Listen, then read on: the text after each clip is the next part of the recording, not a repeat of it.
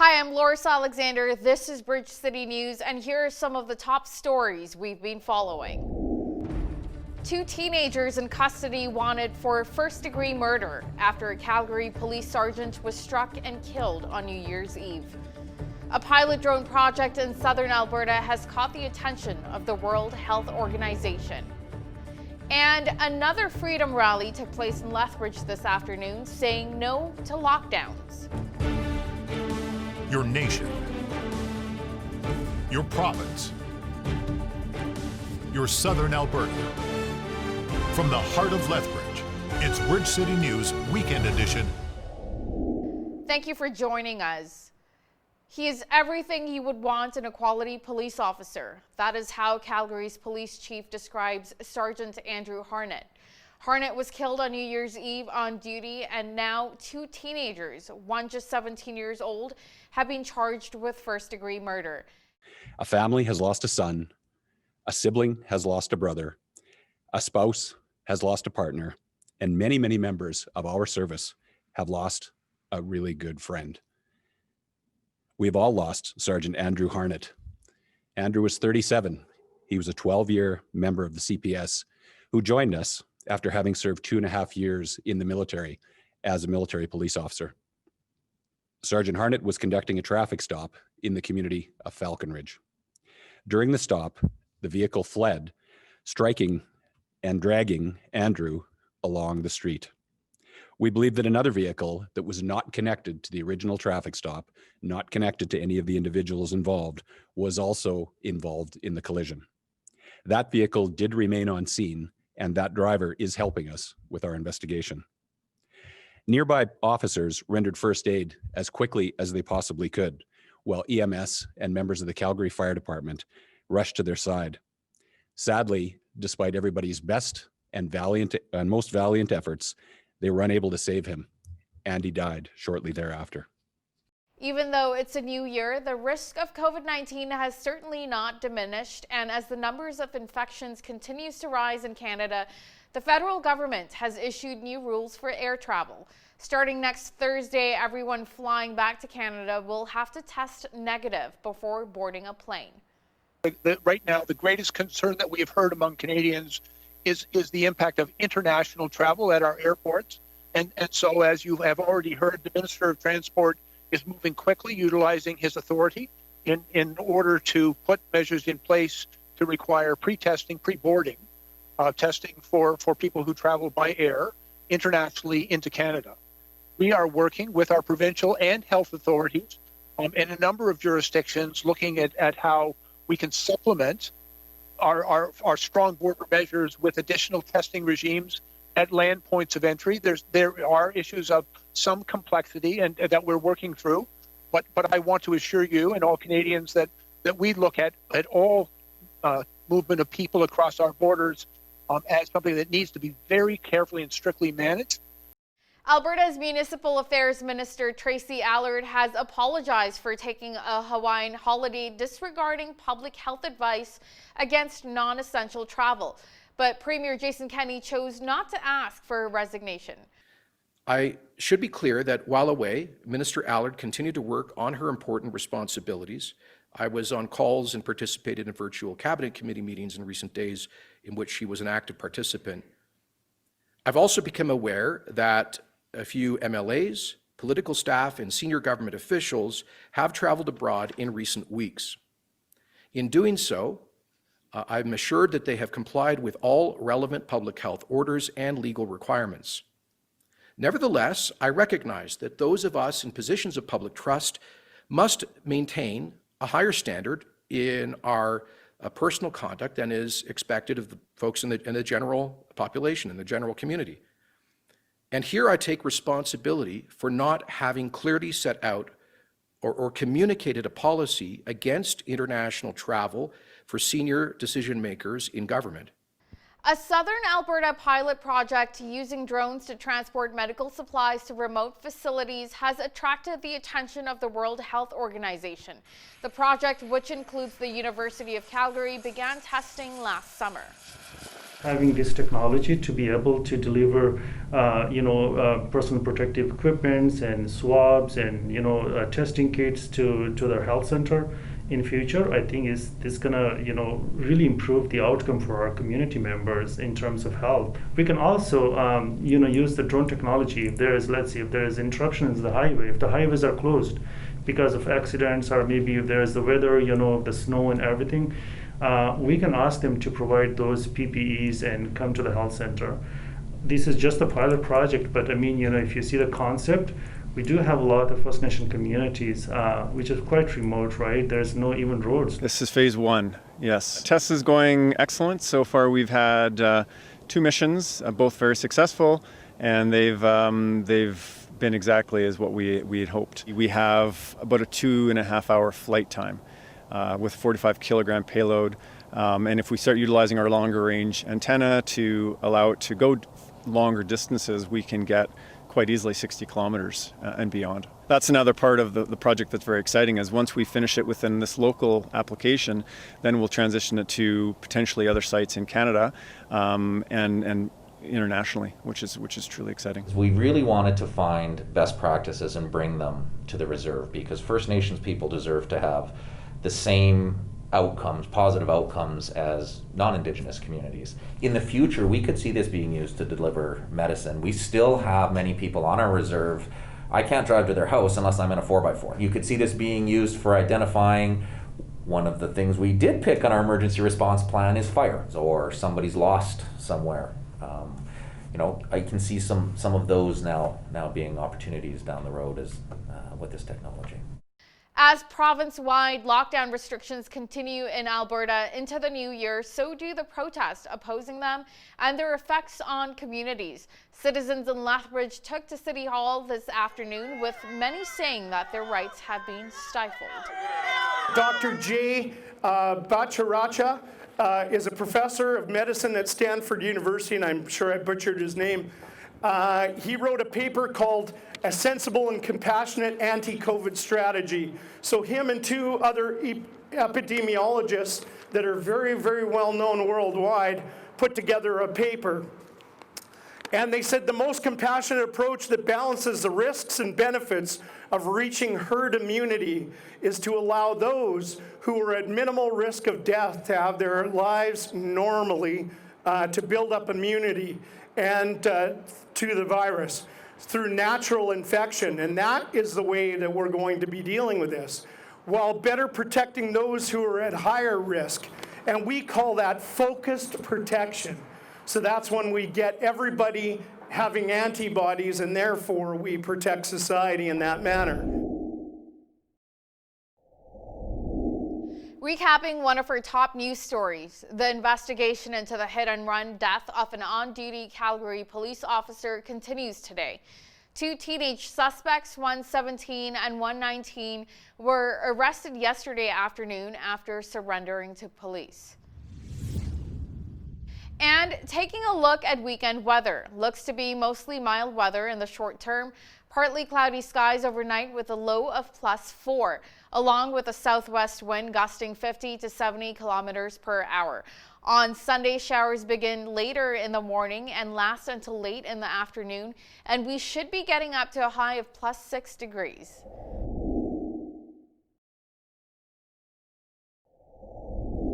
After the break, we talked to Carrie Oberbrunner, author of the book Unhackable: Close the Gap Between Dreaming and Doing. COVID-19 has thrown many lives into disorder, disrupting our normal and getting us off track. But is there a secret to getting back on track and fulfilling the dreams and goals that we have in life? Today's guest is Carrie Oberbrunner, who is a life coach and CEO of Lighting Souls and author of Unhackable: Close the Gap Between Dreaming and Doing, available at carrieoberbrunner.com. Carrie joins me today via Skype from Columbus, Ohio. Carrie, hello. Welcome to the show. It's great to be here, Jeanette. All right. So, Carrie, can you give us a brief overview of what your book is about? Yeah. So nobody woke up on January 1st saying a pandemic is going to happen, or politics, at least here in the U.S., are going to be so traumatic. But the reality is that we woke up to 2020 thinking everything would be normal, but in a real way, we got hacked. And when people hear the word hack, they often think about a bank account or their phone. But the word hacked means when someone or something gains unauthorized access to a system or a computer. And when we think about our own bodies, they're made up of systems, circulatory, respiratory, and our brains are like supercomputers. So in a real way, we woke up thinking everything was going to be cool, but then life hacked us. And there's a cost to being hacked mentally. Okay, so we know basically what happens when our computer gets hacked, right? But what exactly is a hack on our lives? Can you maybe give us some examples? Yes. So most people wake up and they think, you know what, I have so many cool things I'm going to do today, even if they're quarantined. They think I have a plan. But the reality is that we touch our phones with taps, swipes, or clicks 2,600 times a day, which is crazy. We have an average of 5,000 ads pass before our eyes. We have to make 35,000 decisions every single day. In fact, about food, it's 226. So we're in this world right now where there's so much information coming at us that instead of responding to our day, we essentially react to our day. Most people within the first 10 minutes, and guilty, we're checking our phones. Well, what happens when you check your phone? It's everyone else's agenda for your life. And apps come with preloaded notifications. We have wearables today. I get it. I mean, technology is a tool we're supposed to use, but now technology is using us. Yeah, isn't that the truth? So Carrie, how can we protect ourselves from these so-called hacks? Well, until we get what's called our boon, and it's just a fancy word to say your big dream. But until we understand what our dream is in life, we actually don't care if we get hacked. It's kind of like saying, well, you know what, this is just the way it is, and this is how things are. But once you have a dream, then you suddenly say that dream is worth more than binging on Netflix or going to the latest games and always being full with meetings. So the point is that nobody wakes up and says, I want to have a hacked life.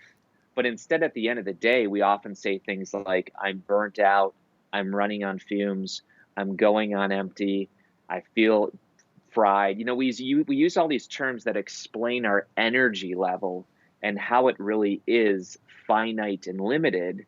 But the reality is that we just think we can take on more and more. And part of the problem, Jeanette, is that human knowledge used to double every 1,000 years. So like you think about that in the years past, today we absorb more information than the average person used to do in their entire lifetime, we do in one day. So you can imagine like teens, young people especially, but everybody, we have so much coming at us right now. We no longer can navigate above the noise. So I give little tips. In fact, I call them focus filters. There's 3 of them. One is urgency, another one is agency, and then the third is energy. So let's talk about urgency first. We know that in America, with the medical world, we can just go into the doctor and we can wait in the waiting room and this type of thing. But if we go to something called urgent care here in the US, it costs more, but all of a sudden we get better service because there's a cost involved. Like if you don't get this person on some machines quick, there's going to be a penalty. There's going to be a death maybe. So urgency in life always amplifies up our attention. And that's what we're in right now, the attention economy that's measured with eyeballs and eardrums. And people, marketers especially, want us to pay attention. In other words, there's a cost. Before they pay with sales, we pay attention. So Jeanette, what I encourage people to do is that first focus filter is to put a deadline with their dreams. Don't say, someday I'm going to write a book. Someday I'm going to start a business. Bring that thing back and say, February 5th, 2021, I'm going to create a business plan. And now all of a sudden that you have a deadline, you don't get hacked as much because you say, that deadline is keeping me on track. But most of us, we don't have deadlines in life. Now, a lot of people have been, hacked by the COVID pandemic, losing jobs or having hours reduced. So what's your advice on how to get a proper perspective on all of this? Yeah. I think the number one thing you do is you need to guard your mind. We wake up in one of two ways. We wake up with what's called a victim mindset or a victor mindset. A victim mindset, which again, we're all guilty of, but it says the world happens to me. So this is where we wake up and we say, what did Trump say? What did Biden say? What does the economy say? Like, we literally say the world's happening to me.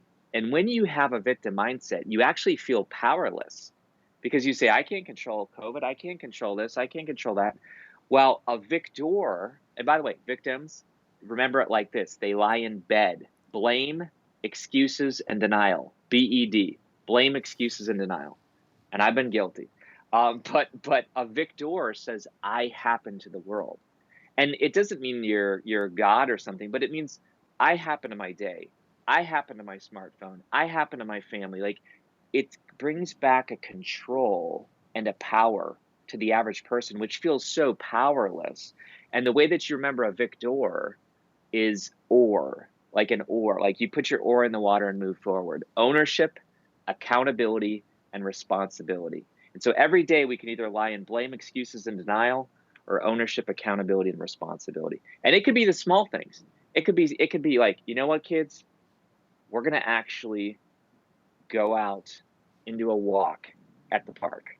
Like, that's much better than saying, well, let's just sit here and watch Twitter and see what's blowing up. Because again, we are now creators instead of consumers. Wow. Now, Gary, I know that setting goals and making plans is a big part of what you teach. So what kinds of goals and plans would you recommend to someone who's, say, lost their job? Yeah, I think sometimes we shoot too high. And I'm really big into celebrating the small wins. Because if you look at a journey, let's just say you're looking at a mountain and you say, oh my gosh, that would take forever to get up there. Of course, you're going to be overwhelmed. That's like getting the new job. Oh my gosh, I have to go get a resume. I have to get my hair done. If you have hair, I don't have it. So that puts me advantage. But you know what I'm saying? Like, it's this big task. So instead, you break it down into smaller goals, micro goals, we call this. And what happens is you start then celebrating the micro goals. Like, I'm going to open up a Word document. Like, as dumb as that sounds, that's a win.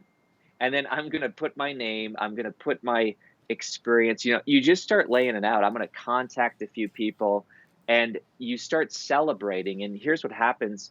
The word enthusiasm, you start feeling it again. And enthusiasm is infectious. You know when someone's enthusiastic. The cool thing about that word is it means theos, God, God within, possessed by God. And so literally you can tell when someone's amped, excited, when it's authentic. And that's something that actually does get you hired, not someone who's sitting there saying, how much time do I get off? And what are the benefits? That's very self-focused. You want to be other-centric. Interesting. Okay, so most of us have some sort of dream, right? So things that we'd like to achieve in life. But a lot of us may not be so sure if these desires are actually part of our destiny or if they're just a pipe dream. So any advice on how to know what God's will is for our life? That's a great question. I used to have this approach that said, I'm not taking action unless God shows me. And it sounds spiritual, but it's actually very selfish. It's like the parable of the talent. When God gives out 5, 2, and 1, the guy with 1's basically like, hey, I'm going to sit here. I'm going to bury it because I'm afraid. What I like is a default for action.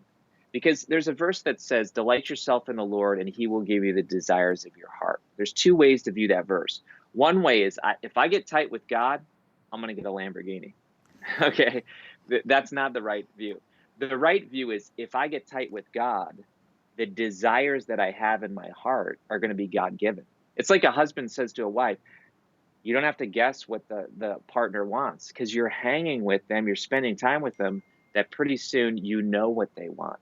And so I just want to encourage people, if you don't know what God's will for your life is, delight yourself in him, and then trust that the desires in your heart are God-given, and have that default be action. And if God wants to stop you, he will. It's very different.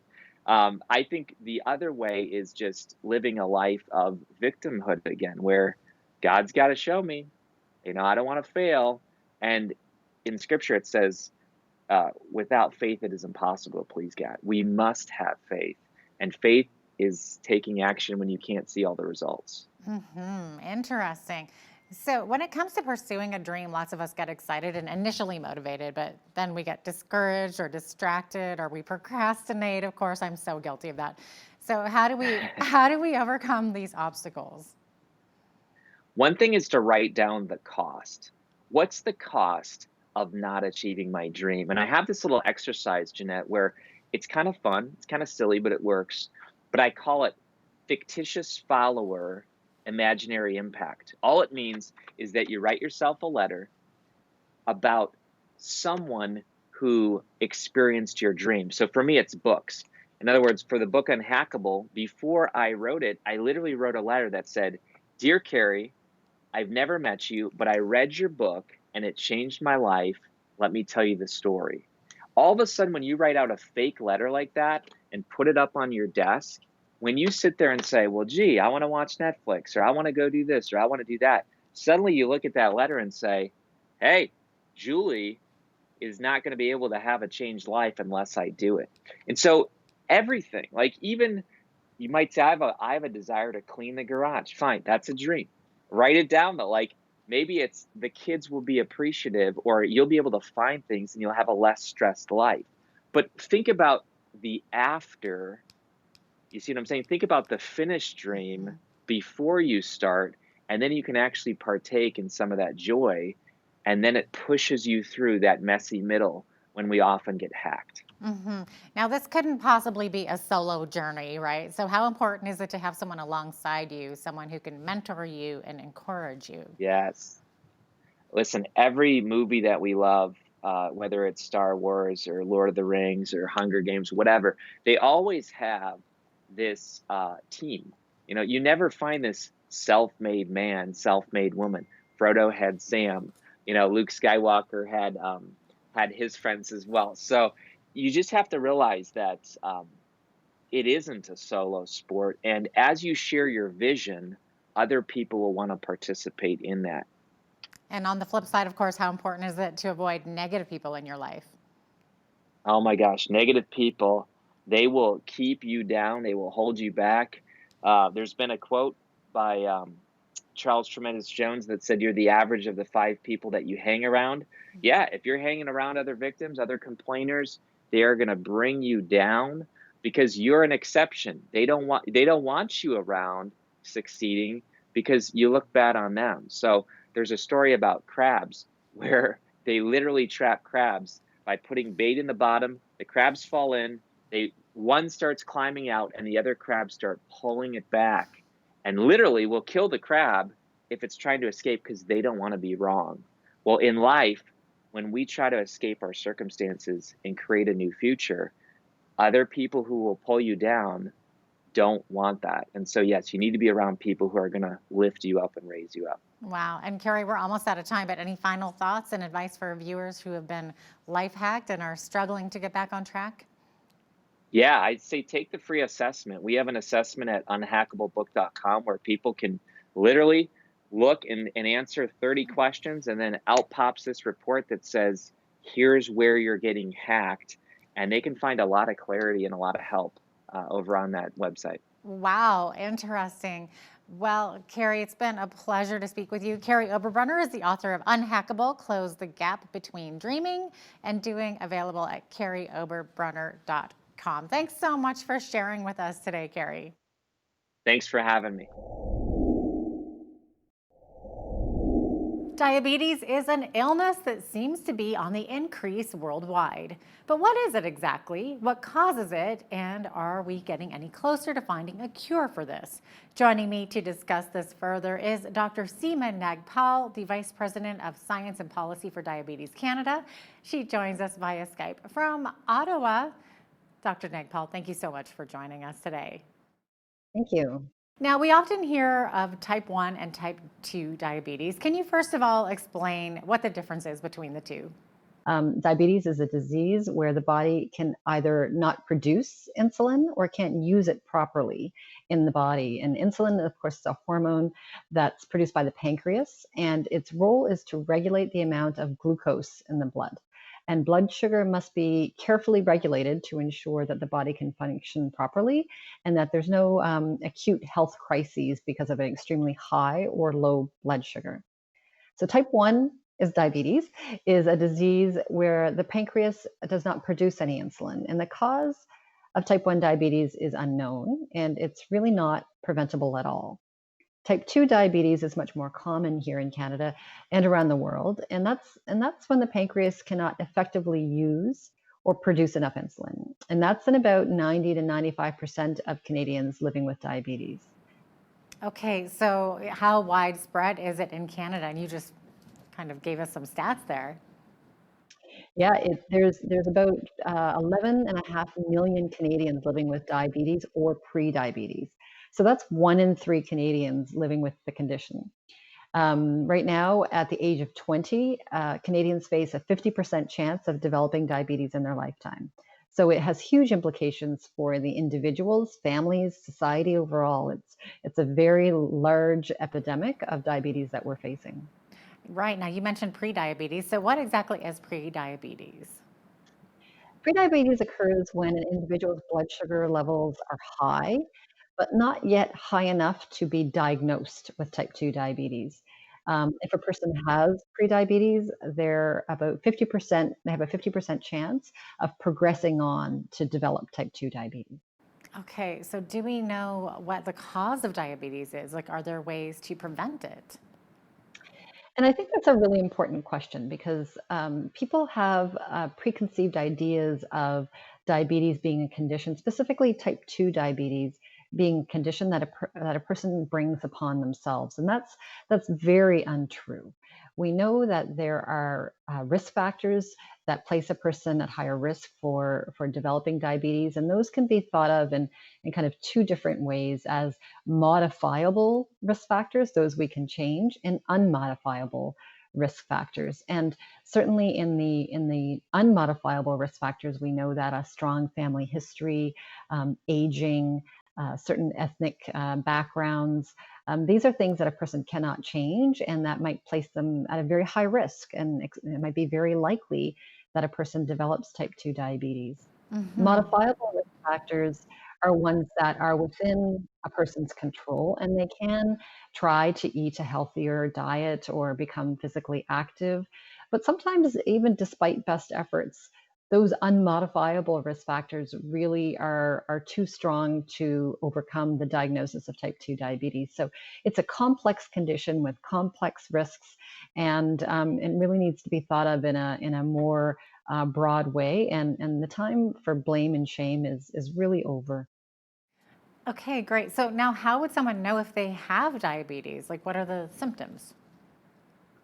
Right. So I think that the symptoms are heterogeneous. They vary a fair bit across individuals. A person can feel increasingly thirsty. They may have to urinate more frequently, increased fatigue, blurred vision. Sometimes with type 2 diabetes, the symptoms are absent completely. So it really is, it varies from person to person, but really requires, if a person feels changes in their health, connection with their healthcare provider to investigate what's going on and to get that addressed as quickly as possible. Yeah, absolutely. What are long-term effects of diabetes? So yeah, the diabetes can result in complications that are quite significant. A study a few years ago showed that it doesn't have to, though, that with monitoring and treatments, that a person with diabetes can live as well as a person without diabetes. But we do know that diabetes can increase a person's risk for strokes, heart attacks, kidney failure, as well as amputations and vision loss. So there's very significant complications that can occur and really require a person to be active in their own care and working with a diabetes care team that can help prevent those complications. You'd mentioned before that a 20-year-old could have a 50% chance of developing it or not. So what are the factors that person could develop it? Is there anything that they can do to prevent that?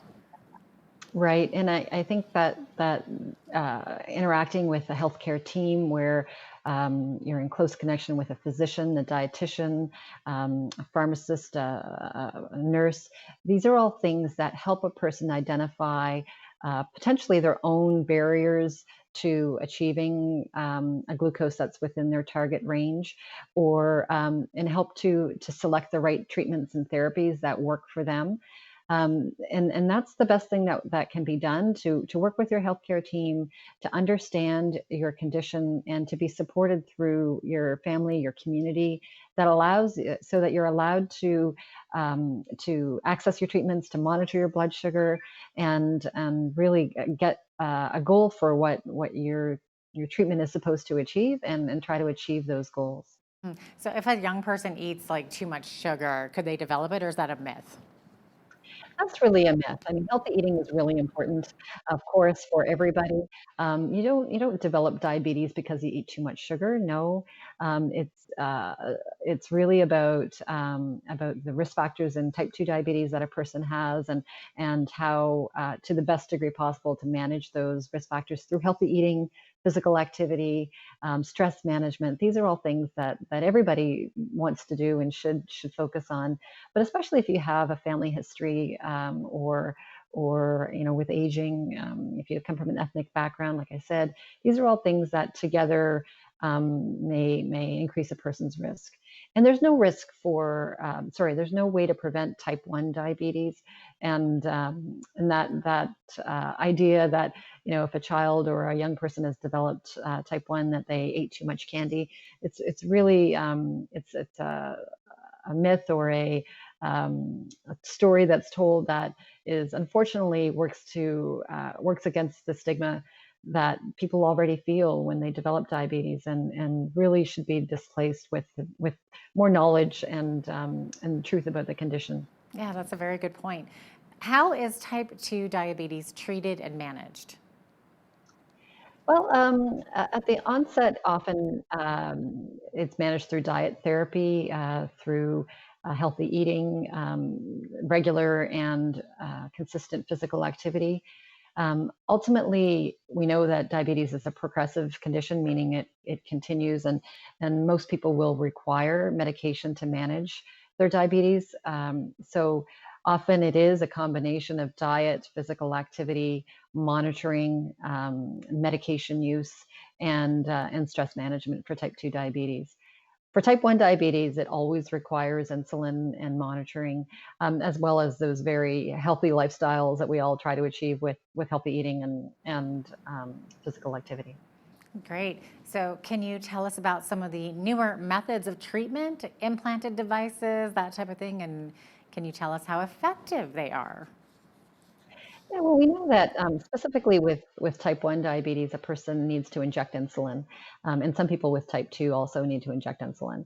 That can be done through a needle, as well as and in recent years, it's not incredibly new, but in recent years, insulin pumps have been used to deliver insulin into people with requiring insulin.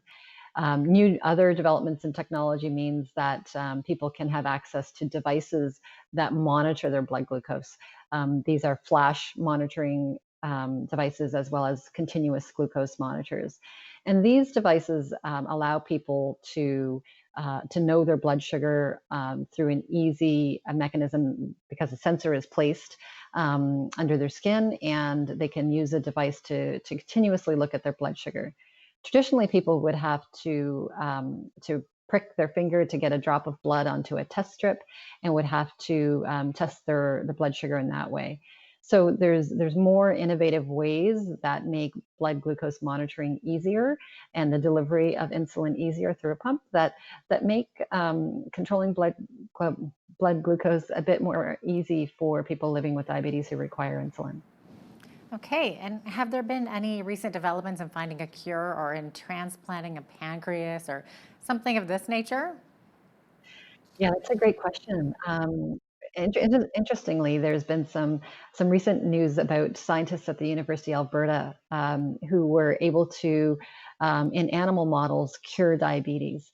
And that's been a very interesting line of research, and we certainly hope that this process will translate into new discoveries in humans.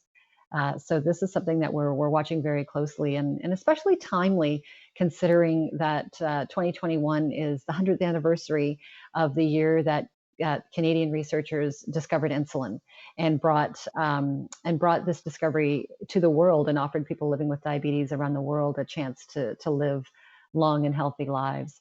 So these researchers out of Alberta provide promise, and we really hope that it translates into something that's able to provide humans with a cure for diabetes. You also asked about pancreas transplants, so I'll just touch on that for a moment. And transplants are sometimes performed for people with diabetes, and these are surgical options that are often performed at the same time as pancreas transplants. And these are usually patients who are at high risk for kidney failure. And it's typically reserved for those people who have serious complications of diabetes. And that's because transplants themselves can have serious complications, and the medications that are used afterwards can cause side effects. So certainly it's an option for some people, but we're not quite at a cure. And in the meantime, we're looking for ways that we can offer people living with diabetes a way to manage their condition and to live long and healthy lives with a better and better quality of life. And I would imagine that diabetes must have some sort of an impact on mental health as well. Do you want to talk a little bit about that? It really does. People with diabetes are often overwhelmed or frustrated by the burdensome demands of managing this illness. They are at greater risk for developing certain mental illnesses, and people with mental illness are at greater risk for developing diabetes. We know that depression is more common in people with diabetes compared to the general population.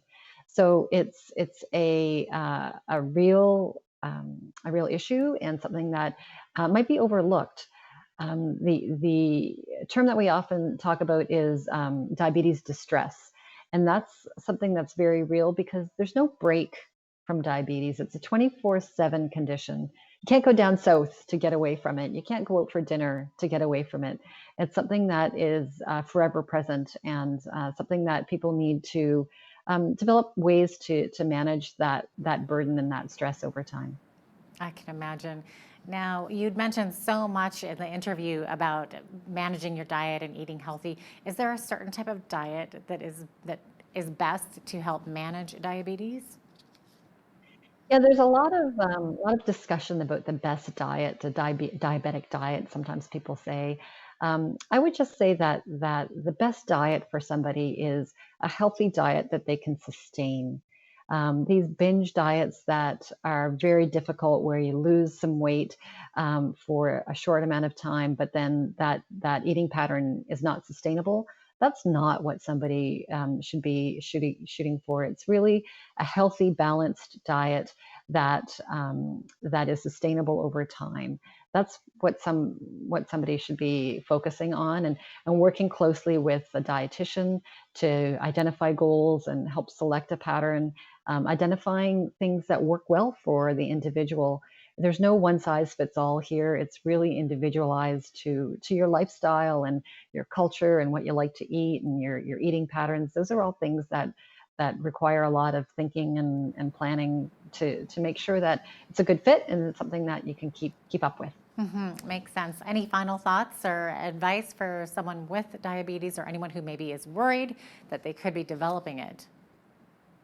Yeah, I think just making sure that you get the resources and the support that you need. Checking out our website at diabetes.ca is there's some really good information about how to reduce your own personal risk if that's something that somebody is willing to try to do. For people living with diabetes, there's lots of resources on our website as well. But working closely with your healthcare team to make sure that you identify what you wish to shoot for, that your own health goals, and that you're working towards that with your healthcare team. I think that's really important to make sure that your own goals are well defined and that you're working towards those. Fantastic. Thank you so much, Dr. Nagpal, for the information. Dr. Seema Nagpal, the Vice President of Science and Policy for Diabetes Canada. Thank you so much for joining us today. Thank you.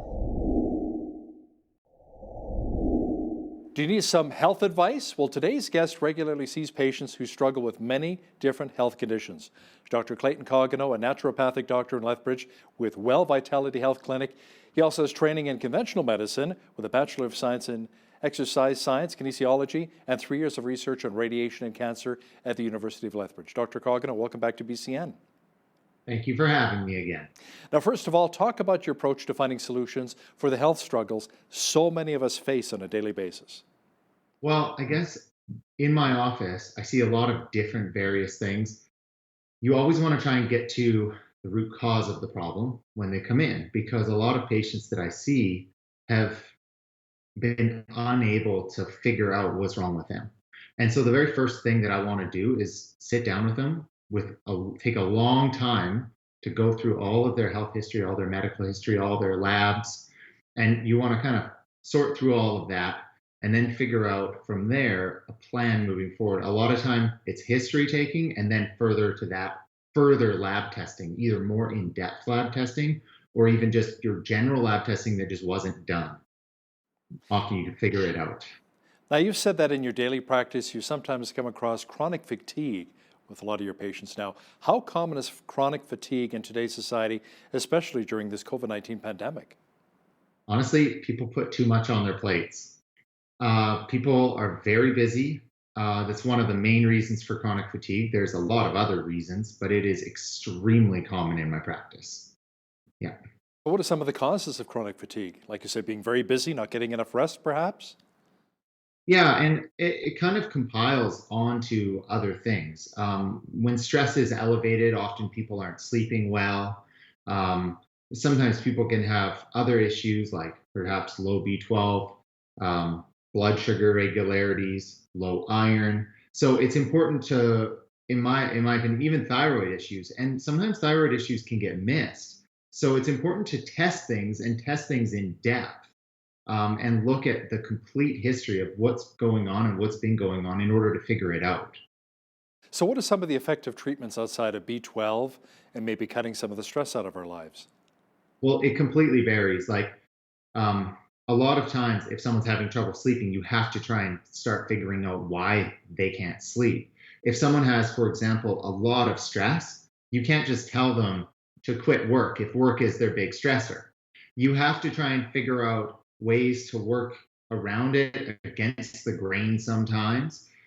So the first thing is to figure out what's wrong. For example, if it was a cortisol issue, which tends to be the case with a lot of patients with chronic stress leading to chronic fatigue, a lot of times you will want to treat that with different vitamins and herbs.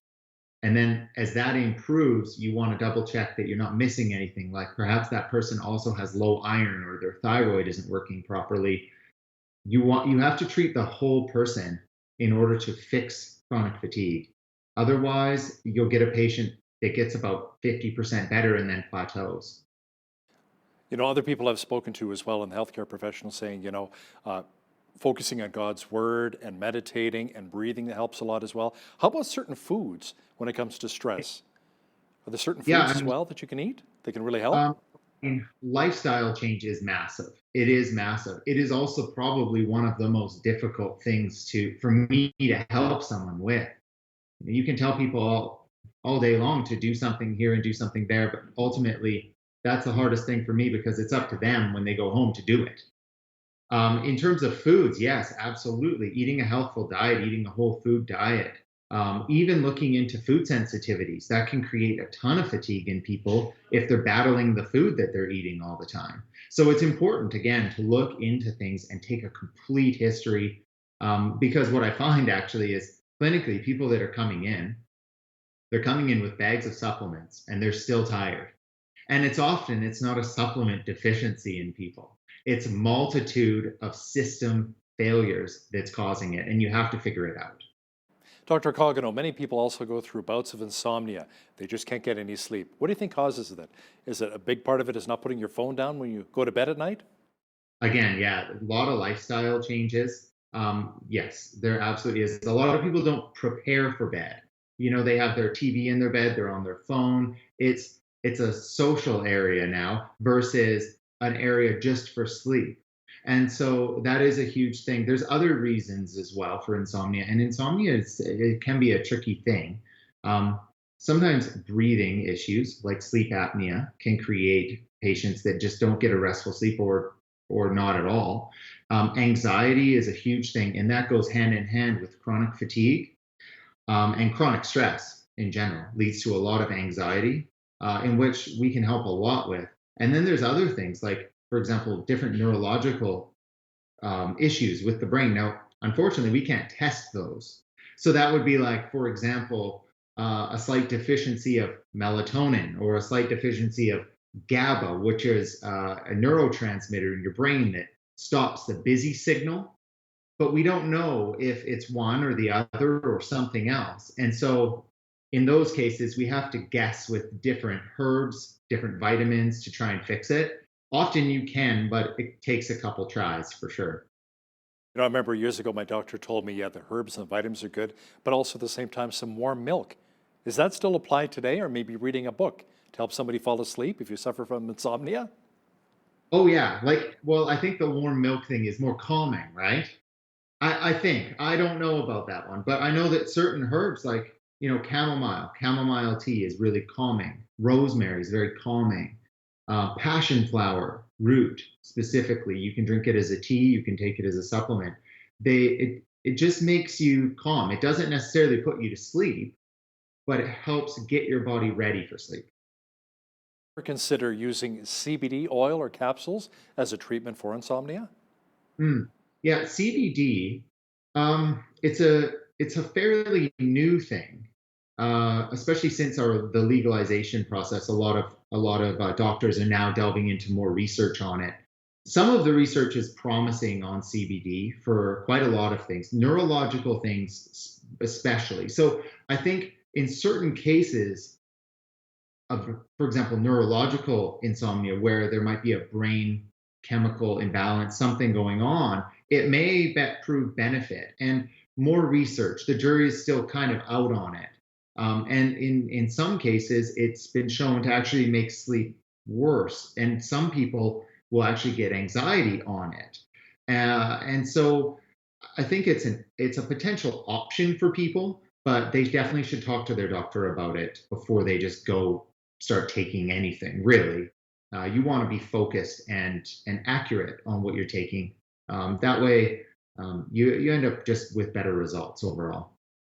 Let's move on right now and talk about digestive health, Dr. Cogano, and let's talk specifically about the condition called leaky gut. What exactly is leaky gut?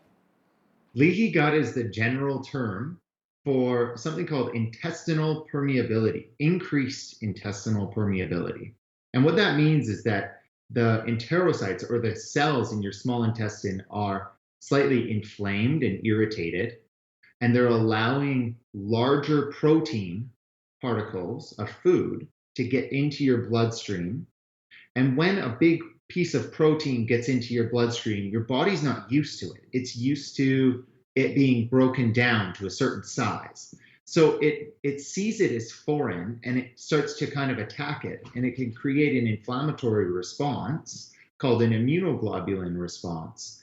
And that can have widespread systemic effects on the body, meaning you could get anything from rosacea, eczema, psoriasis, acne, to chronic fatigue, to joint pain, to gut pain, to IBS.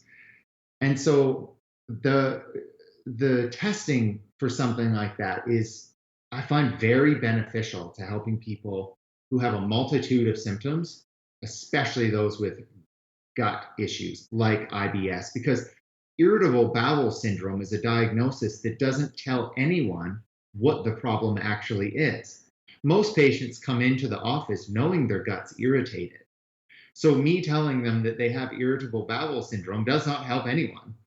We have to try and figure it out. And one way to figure it out is through a blood test called an IgG blood test that can actually start looking at, oh, maybe what foods is this person sensitive to help them. So what are some of the effective treatments for leaky gut? I honestly, the first biggest thing is to try and figure out what foods or what product is irritating their gut and eliminate it. You have to get rid of the cause of the irritation. Sometimes the cause of the irritation is something more severe, like inflammatory bowel disease, like an autoimmune thing, maybe like celiac or heavy metal exposure, perhaps even antibiotics. So you got to get rid of whatever thing is irritating it first, and then you have to start working to heal the gut. And often I use a combination of L-glutamine and a high dose of omega-3, specifically a component in that called EPA, which is an anti-inflammatory. So you want a nice strong anti-inflammatory in the gut, and then you want glutamine, which helps to heal and bind the gut cells back together. Now, there are many body cleanses in the market today. What do you think of those which claim to really cleanse your liver? I think that there's overclaim to what a lot of them can do. I think that some will have benefit, but you also have to be careful. I just saw a patient just the other day that did a liver cleanse and ran into some serious issues because her liver didn't need it. And honestly, she even had some liver issues. I think that liver detoxes, and well, she didn't know, right? And so it ended up being an issue. I think you have to be cautious with it, but I think that the general idea behind it is positive. I think really it's meant to detoxes, especially in the liver, are meant to improve circulations, maybe give your organs a little bit of a rest, improve toxic elimination because that's what the liver does. So yes, you can absolutely do that. Provide your body with better nutrients, and even just increasing circulation, and really that's what a detox should be all about, is improving health, not depleting the body of a bunch of things. We talk about alcohol potentially damaging the liver. How about certain foods that may have the same effect? Yes, absolutely. There's a lot of different foods that can damage the liver. Certainly you want to make sure that you're eating a healthful diet and a whole foods diet. And I find that the biggest thing is variety in the diet, because the liver itself is like a giant filter. So the more healthy whole foods, antioxidant foods that you're eating, the better it's going to function. So a lot of berries, blueberries, raspberries, right? That really helps? Exactly. The nice thing about the liver is it is one of the only things in your body that can regenerate. So if it's down to a quarter functionality, it will regenerate to 100%. But the biggest catch-22 with that is that often what we see is that people that have a liver capacity that's so low, they're often alcoholics or they're drug addicts or they have issues that they cannot stop. So it often continues the decline. However, if you start treating your body healthfully, then that is one organ that can regenerate. When is a good time for a detox? Any symptoms to look for that would signal that you need to do a detox? And I'm not talking about drugs or alcohol specifically here. Oh, yeah. So in terms of timing, often if I'm going to tell a patient to do a detox, because detoxes can be a little bit depleting, often I say spring or summer. I find a lot of people are already extra fatigued in the winter. There's more disease going around, more influenza. And so you want to make sure that you're more boosting your body up in the winter. I think that spring and summer, you're a little bit more energetic, your body's a little bit better to handle something like that. So timing wise, that's definitely when you want to be doing them. Yeah. What are some of the benefits of probiotics? There are different doses of probiotics. Now, do you go for one with the most? No, you have to be careful with probiotics. It's also sort of an area that we don't fully understand yet in medicine. It's a fairly new thing in medicine, probiotics. We know that they're beneficial and they have lots of health benefits, but the microbiome in our gut is extremely complex. And there's certain times where you don't want to take a probiotic. For example, when I'm doing a gut healing protocol for leaky gut, right? I often now don't give a probiotic with it. And the reason is because sometimes people with gut issues also have other things along with it, perhaps candida, which is yeast or fungal overgrowth, or even something else called small intestinal bacterial overgrowth, or SIBO. And if the person has those things and we haven't tested them to rule them out, then a probiotic actually would make those conditions worse, and it would actually make the person feel worse. But by and large and in general, a probiotic for most people is safe, it's effective, it can boost up your immune system, and you don't need a massive quantity. A lower dose of probiotic typically is just fine, and you just want a multi-strain. So often you want to replete it with 11 to 12 billion or 11 to 12 different types of bacteria. Dr. Clayton Coggino, naturopathic doctor in Lethbridge with Well Vitality Health Clinic. Thanks for your time today. Thank you so much, Hal. Take care. You too. On behalf of all of us here at BCN, I'm Hal Roberts. God bless, and thanks so much for watching.